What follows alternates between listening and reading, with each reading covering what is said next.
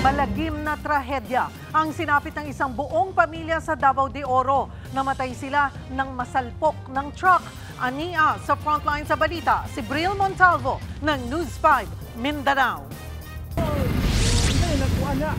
Nakahandusay sa National Highway ng Barangay Magnaga sa Pantukan, Davao de Oro ang buntis na si Lisel Pacquiao.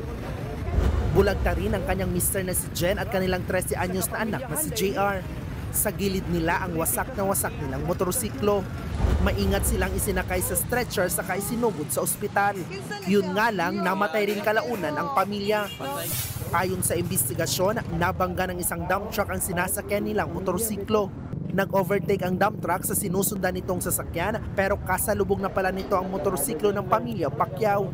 Sa lakas ng impact, tumilapon ang mga biktima sa kalsada. Labis naman ang lungkot ng pamilya ng mga nasawi.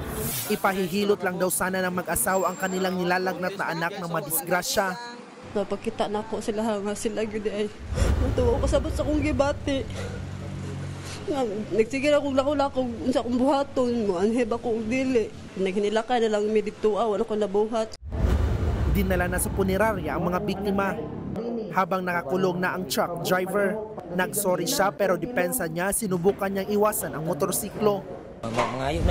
Humihingi na lang ako ng kapatawaran sa kanilang lahat. Sa pamilya nila, hindi ko talaga sinasadya ang nangyari. Handa naman makipag-areglo ang truck driver sa pamilya ng biktima. Nagbabalita mula sa frontline, Bril Montalvo, News 5, Mindanao. Mga kapatid, Cheryl Cosim po.